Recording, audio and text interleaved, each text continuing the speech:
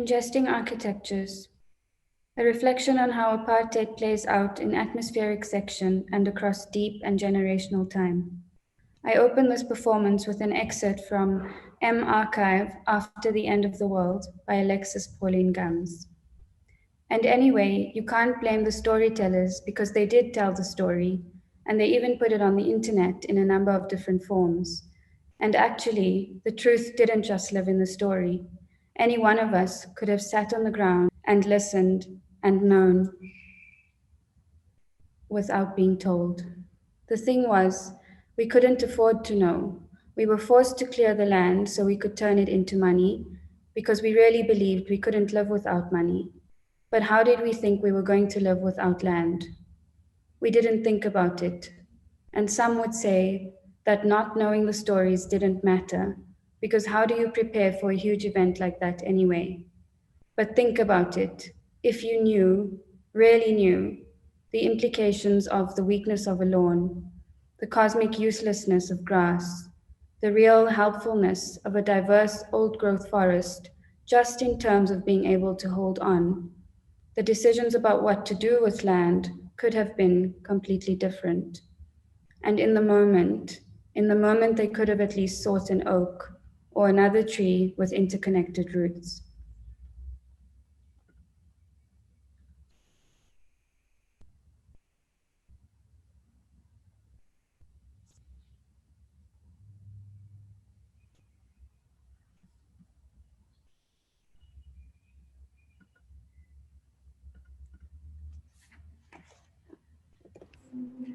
Ingesting Architectures on Atmospheric Violences, a turba, soil, ground, earth, dust. Date, 18th March 2020. Material composition, nitrogen, oxygen, carbon dioxide, argon, dust particles, SARS-CoV-2. Speed, 11,000 liters a day, 12 to 25 times every 60 seconds, through the trachea, lungs, blood. It took 77 days to reach a reported 204,200 cases, an estimated 5.5 million unreported from the time it was found in one, without ever being aware of your individual existence across 11,000 kilometers of earth and ocean, with every conscious and unconscious raspy draw of atmosphere, with each slight touch of every invisible drop on every architectural surface. I ingest all of humanity collectively.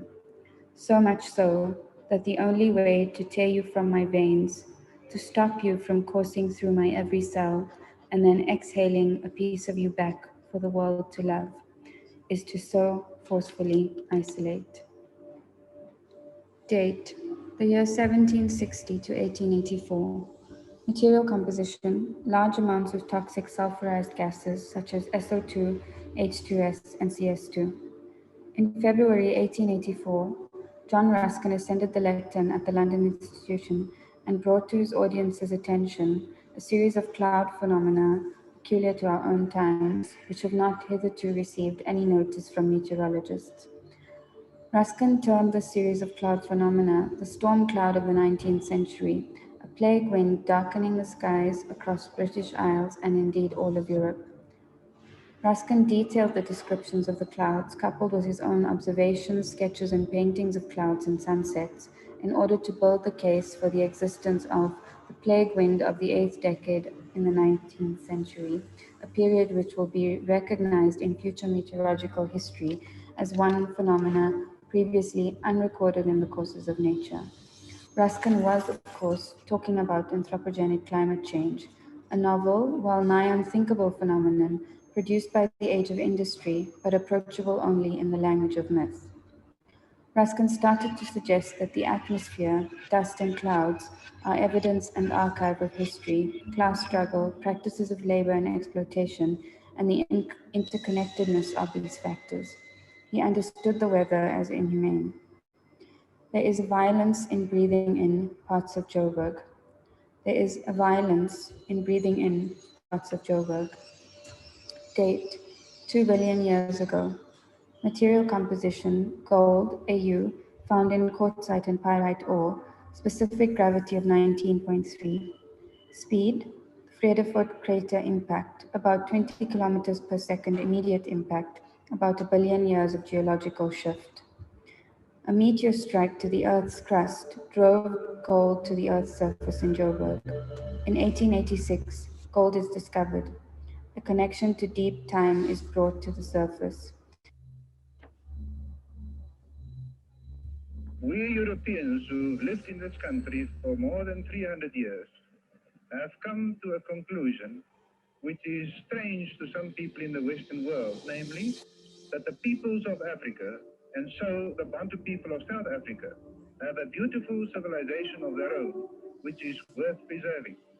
Black labor forces are brought from all over the country to mine the land.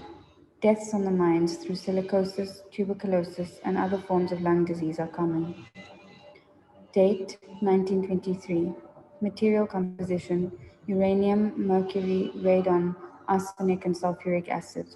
Speed, dolomitic blasts at 25.4 millimeters per second. The Natives Land Act legislated on a broad front to regulate the presence of Africans in urban areas. It gave the local authorities power to demarcate and establish African locations on the outskirts of white urban and industrial areas, and to determine access to and the funding of these areas. This sedimented in legislation and planning that blacks would live next to toxic areas, mine dumps, and industrial buffer zones in Joburg. On windy days, some townships are covered in yellow dust. Asthmatic complications and tuberculosis rise. Buffer zones for whites, wazoos, parks, and trees. Date, 2020 to 2018. Material composition, compound silicon dioxide or silica. Speed, from weeks to months from constant close exposure, or 5 to 10 years after slower exposure. On the 21st of December 2012, Attorney Richard Spoor filed a motion in South African court seeking class action certification for as many as 17,000 ex-gold miners suffering from the lung disease silicosis. On the 3rd of May 2018, the parties announced that they had reached an agreement.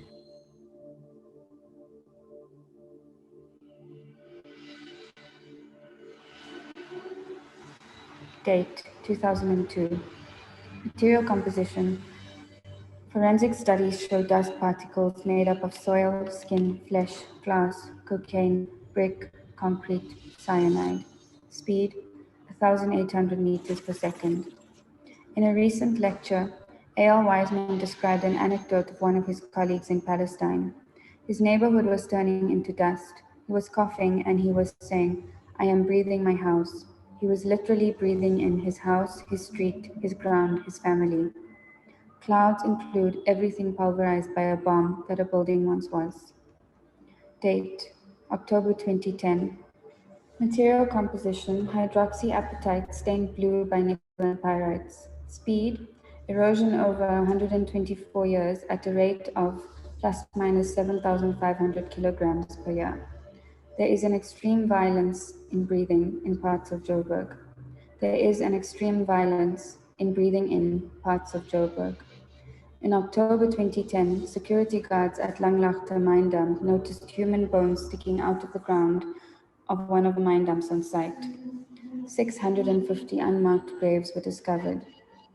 Most of the remains found were believed to be those of adult African males. At least 2 sets of remains found were possibly of Asian Chinese origin. Thousands of Chinese mine workers were brought to work in South African mines after the Anglo-Boer War. Many died and were buried on the mines at the time. Chinese porcelain plates and cups from the late 19th century were also found. It was difficult to determine from the remains, but historical info tells of meningitis, pneumonia, tuberculosis, influenza, and mining-related accidents. Questions have emerged as to why this cemetery, which was one of the largest in Johannesburg between 1890 and 1920, was completely undocumented. It seems as if the cemetery was long forgotten after its use and was covered by a mine dump later. The erosion of the mine dump is bringing history to the surface. Date, 2019. Material composition, Na2O, 0.18%, MgO, 0.63%, AI203, 6.51%, SiO2, 81.83%, P2O5, 0.04%, SO3, 3.4%, K2O, 1.98%, CaO, 0.45%, TiO2, 0.51%, Cr2O3, 0.17%, MnO, 0.04%, Fe2O3, 3.59%. Speed, an accelerated geology of 1 million years. The leftovers of the start of the city, a completely expansive set of tunnels, arguably taking up more volume than the city itself, is largely forgotten and has eroded out of sight, shrouded by edifices, highways, and high-felled grasses. They have found new inhabitants, a group who is, at the very least, among the most vulnerable in the city. A reminder that the gold that built the city still allures desperation. The mountains of incandescent mine waste are monumental in areas along the gold reef, mass-scale architectures when seen from the air in relation to the built form of the city. But a zoom in of the dust mountains reveals new networks of activities. Though these are man-made mountains, they have become entangled in natural processes. The highly toxic chemical saps seeping from below often surface as iron red and cobalt blue rivers. Grasses and foliage, some planted during the mining age to contain the dust, others planted more recently in attempts to remediate soils, are sprawling and uninhibited. The mine dump's most unearthly luminescent yellow structure is interrupted by smaller topographies of crevices and walls, slowly printed into a geology by an accelerated setting of the blasted rock, with the poisonous byproducts of the explosives. The invisible code for composing this landscape came from abrasive industrial processes decades ago, and their implications are still producing this landscape. Clues in the landscape are often testimony of toxic activity, even when the site is disguised or reconfigured from its prior use as a waste dump or an old mine. Being on a mine dump often feels like being in a scene from a sci-fi film. Perhaps it is this otherworldliness and seclusion from the city that attracts ritual activity. The Masowe churches often use the mine dumps as sites of ritual sermon and ceremonial prayer, an exercise in placemaking. The process of preparing the space for ritual prayer. 1. Chase former evil dwellers. 2. Remove dirt. 3. Dig a hole, place salt in it. 4. Add a sheep's tail to the hole if available. Sheep's tails act as amulets against witchcraft. Cover the hole with soil. Draw a circle of hot ashes within the limit of the cleared space. Have 3 priests gather around it with a bucket of water in the middle. Mix coarse salt in the water. Pray over the water, sprinkling it around. At several speeds, the mine dumps are holding and carrying remnants of current clandestine, religious, economic, and recreational practices, illegal mining, ritual slaughter, informal trade, housing, sandboarding, church gatherings. The Golden City, South Africa's Johannesburg. 70 years have brought a small township to rank with the world's richest cities, and it's still growing fast. A center of gold mining, of industry and commerce, Johannesburg creates enormous wealth. More than 1 person in 3 has a car, a fact reflected in the city's design. At other speeds, they are eroding and revealing histories and historical artifacts. Bones of enslaved bodies, porcelain plates, the original glass from Joburg buildings and the Joburg Water Company. As we breathe in Joburg, we are literally ingesting past legacies, histories, and environments. We are breathing in the remains of exploitation of the earth and our ancestors.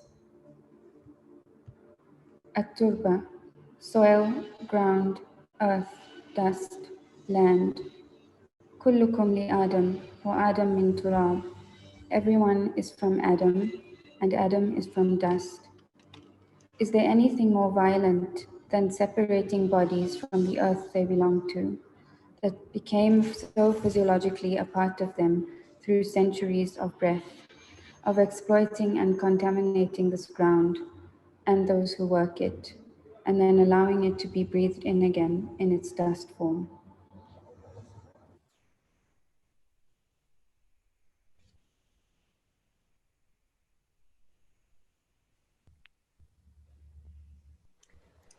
Thank you, Sumayya, for the presentation. I'm now going to have a conversation with Sumayya about her practice, and I would like to invite you to join us in this conversation. There is a Q&A box for those who are on Zoom, and there's a chat box for those on YouTube to write your comments and questions. To start us off, Sumayya, I think your weaving of geological phenomena, historical injustice, and what we have seen as an insistence on living is really compelling.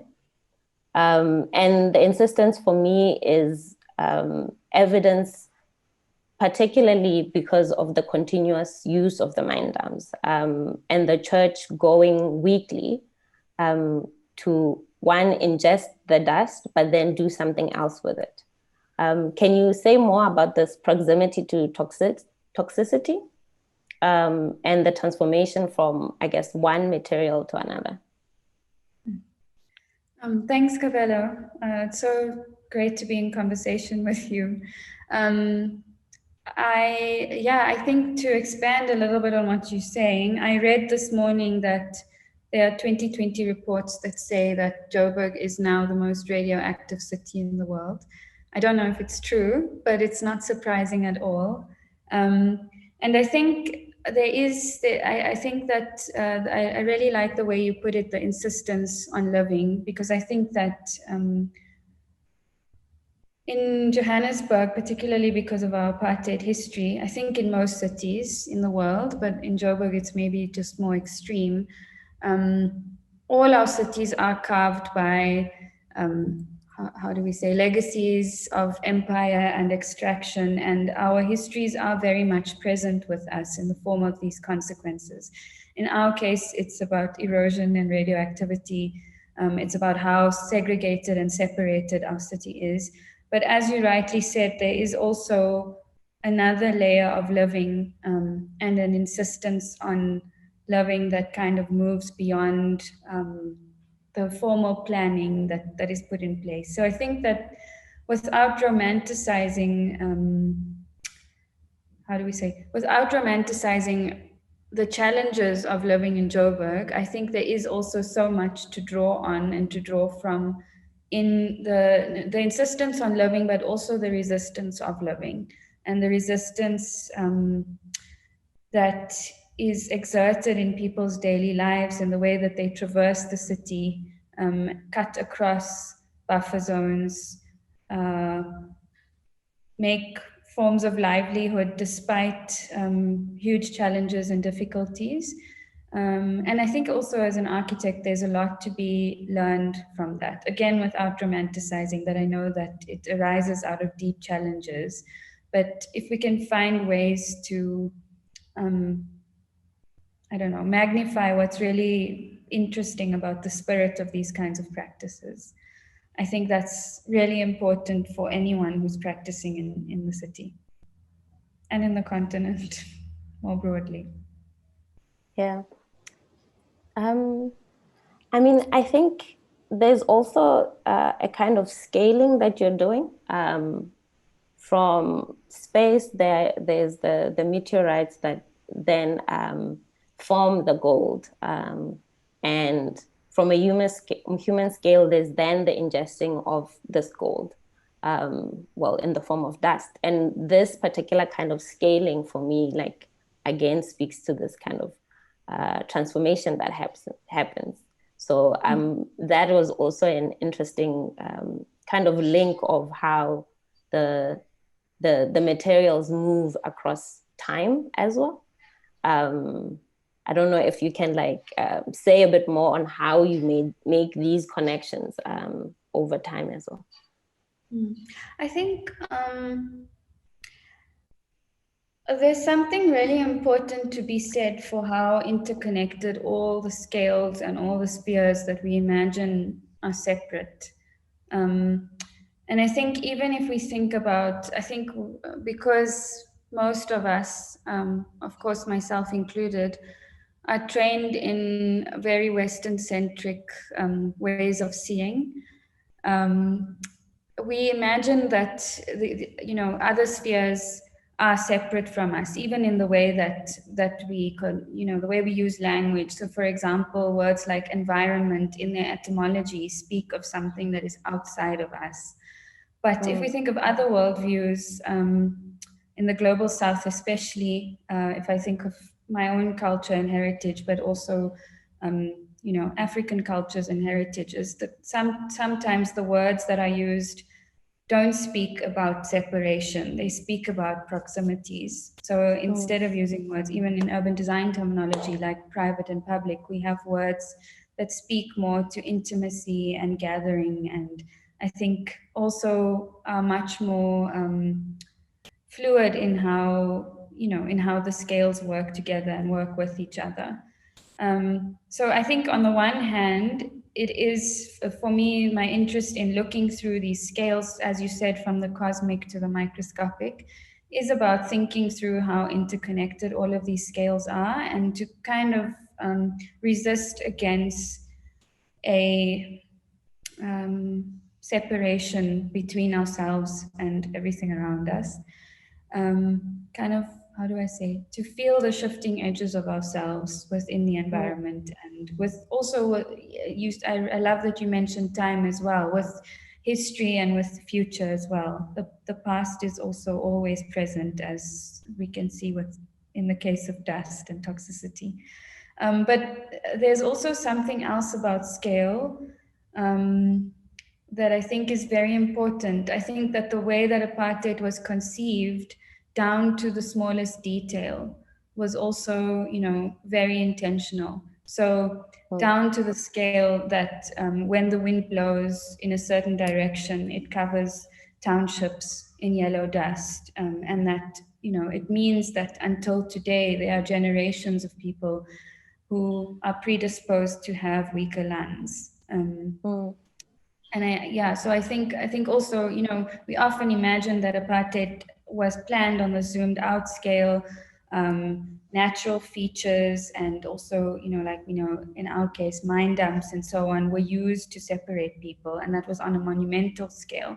But this worked across scale. It worked, of course, in the way that roads and infrastructures were set out, but it also worked down to the microscopic scales of our bodies.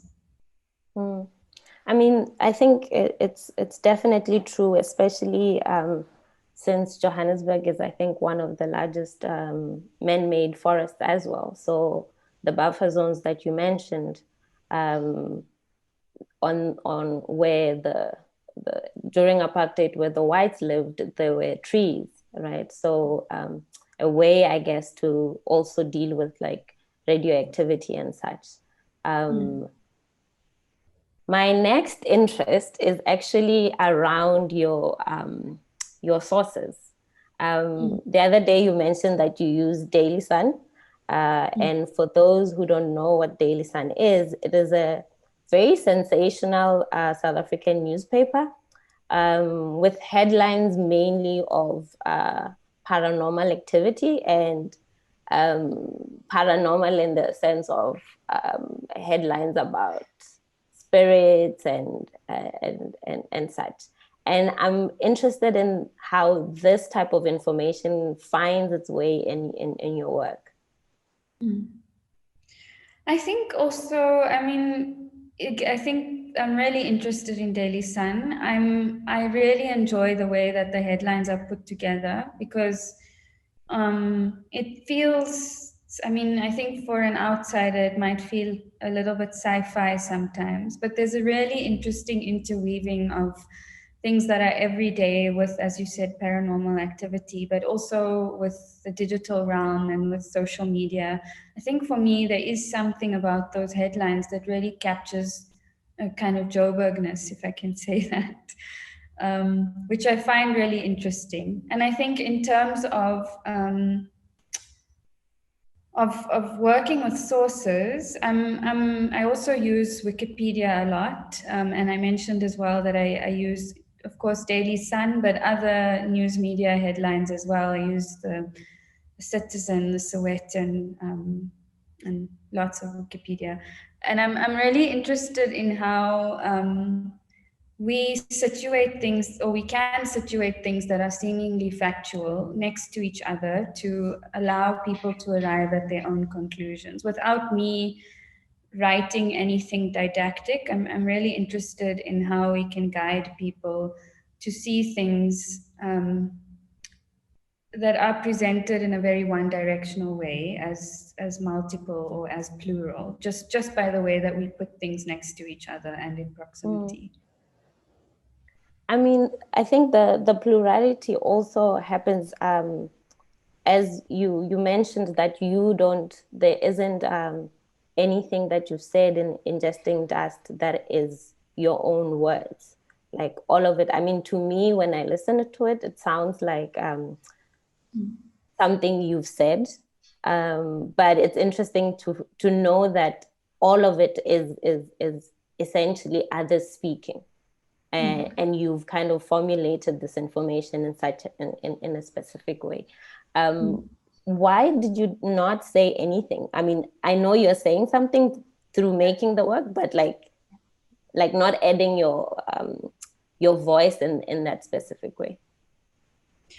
Yeah, so I think you are mentioning something that I'm trying to do, which is that by putting things together, there is a form of agency as well. And I think, so some of it is my reflection, but again, it's comprised of facts and things. So for example, in the beginning, there's a poem about coronavirus that I wrote right in the beginning of lockdown, but it has these insertions of how quickly the virus travels, how many bodies have been affected by that time, and so on. Yeah, I think, I don't know how to answer without sounding cheeky. I'm really interested in not being didactic, and also in working through things to show people that everything that is there and everything that we overlook has something new waiting to happen in it. I don't know if that makes sense. I really think that history and that things that we consider as very factual and very kind of obvious, that wash over us as, just subliminal and subconscious information that we take for granted, those things need to be re-looked at, and in a way also reformulated to bring out different and other narratives. Does that make sense? There's something about history itself also being a fiction that, and I think now, of course, there is a great awareness of including multiple versions of history and so on. But there is something about taking things that we feel are factual and then troubling them because of what we put them in proximity with. We have a question from Sabi. Hello, Sabi. I'm just going to read it out. Sumayya, in your presentation, there seems to be a dissolution or maybe fluctuation of states of matter between solid, gas, and plasma. Every element seems to be in a fluctuation of states. In your practice, are there other ways in which you perceive and describe states of things? Thank you, Sabi, for the question. That's a really beautiful reflection, and I'm honored that you read that in the work. Yes, I'm really interested in change of state in matter. I think if I think about it through my practice, I'm really interested in finding other ways of expressing design language, and often that is through working through things that are atmospheric, and including and involving them in the architectural more directly. So things like working with things that are oral, the performed and embodied, working with choreographies and so on, and bringing those into the architectural, almost as a change in state from things that are petrified and solid into a state where they become more dynamic and active and alive. And I think also thinking about time of day and about light quality and condition and so on as a really, really active part of the way I work is an example of that as well. I also think that this interest in the atmospheric and in trying to express that in architecture really comes from, as you noted, thinking through the change of state in things. And I think that I'm also really interested in thinking about architecture in this way. So everything is hybrid, and, you know, as bodies that contain and express many different forms of identity, gender, culture, ethnicity, faith, belief, all of these lenses that we have to see with, I think are also constantly evolving and shifting. And I think to think about architecture in a way that is not so static and petrified, but to imagine that it also takes on resonances and residues, and to think about how we can also accommodate shift in architecture is really important to me as well. Thank you for that. One last question, Sumayya. Can you speak? I don't remember in which conversation this happened, but I remember you speaking about kind of using rumor as a source for architecture, and that has stayed in my mind. And I wondered if you could just like speak to this idea of rumor as a way of seeing and being, and also informs architecture. Yeah, I think there is, it's a bit like the Daily Sun headline again. I think that there are very valid and valuable archives to be found in places that are overlooked and in things that we take for granted. And I'm really interested in community gossip, superstition, myth, rumor, legend, but also things like recipes and, you know, how oral traditions and family stories are passed on. And yeah, I think my interest in them is very much because for the most part, they exist outside of the canon and outside of what we consider the institutional archive. But there is so much that's waiting to happen and waiting to be transformed into design form, if we can find ways of looking into those more deeply. I mean, one more last, sorry, I said last time. Have you tried using rumor in your work? I mean, structurally more? Like, is there an example? Yeah. How do you mean structurally? Have you, like, how have you used it in your work? I can see it in more your research work, but how have you used it as, yeah. I think it's or how does it inform your work as when you're working on a structure, on a building? I mean, I think in various ways. Sometimes the rumor is so interesting that it kind of, I don't know how to say, drives an interest in finding form for that rumor. So, for example, this is a really dumb example, but we always say that the sunsets in Joburg are more iridescent because of the mine dust. And that is, I think it is scientifically proven, but it's also a kind of legend around how polluted and radioactive the city is. And in one of the installations I worked with, we worked on capturing the quality of light at different times in the day. And we used the same pigments that are found in mine dust, or we used recycled pigments from mine waste to tint these reflecting panels, and we created the same, or not the same, but we endeavored to create that light quality from that rumor.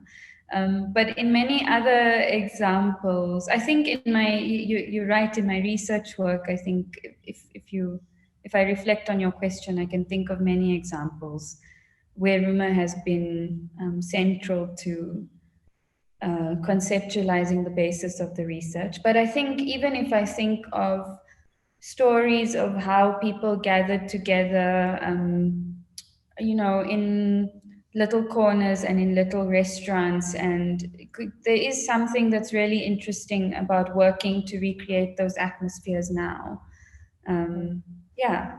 So, but yeah, I think it's not just about rumor, it's about all of these other forms of archive. And I really am working toward trying to embody them and in some way through design. Yeah. Thank you so much for this. It's been great. So now I will hand over to the Bin Shabibs.